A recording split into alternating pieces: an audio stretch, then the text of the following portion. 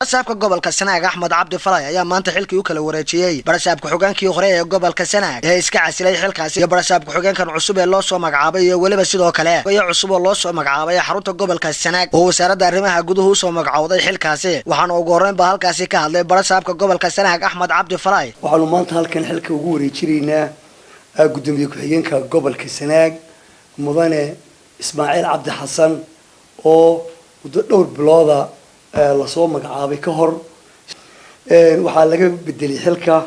Naaley Axmed Sheekh oo ahaa gudoomiye ku-xigeenkii hore ee gobolka Sanaag waxa kale sidoo kale waxa maanta xilka lagu wareejinayaa Maxamed Cabdilaahi Cabdi Kuuleed oo ah xogayaha cusub ee gobolka Sanaag isla markaana waxa laga bedelay Sharbaarke Siciid aw Axmed oo ahaa isaguna xogayihii hore ee gobolka sida awgeed labada mudane ee maanta dhinacayga bidix fadhiya hufnaan shaqo wacnaan iyo hufnaan fiican iyo adeeg suuqa baaleed ka wada doonaya dhamaantiinba xilka sidaas maanta aan idinku wareejiyay labadiinaba idinku aan rajaynayo ilaahay idinka dhamaantiinba Allah subhanahu wa ta'ala inuu xilka inoo fududeyn doono amraya oo aan leeyahay labada xubnood ee gudoomiye ku-xigeenkii hore iyo xogayihii hore ee labadaba xilka laga bedelay waxaan leeyahay muddadii dheeradeenu soo wada shaqeynay aad iyo aad baan idinku mahadcelinayaa waxaa laydinka rabaa oo aad ku amran tihiin inaad soo xaraysaan dhammaanba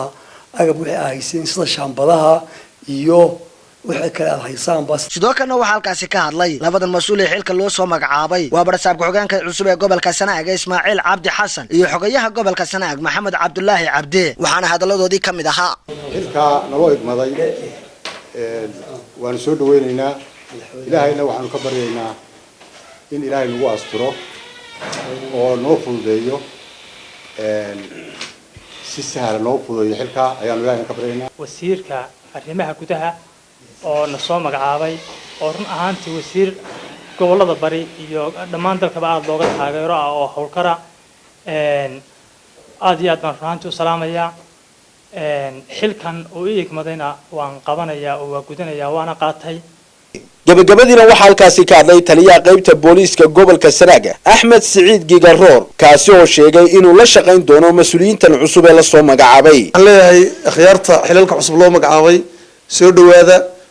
way idinku ducaynaynaa waxaan leenahay ilaahay idin fududeeyo ilaahay idin la garab galo annaguna waanu idin la shaqaynaynaa insha Allah ta'ala diyaar baan idin nahay raggii meesha ka tagay khiyaarta ah iyaguna runtii soo shaqeeyay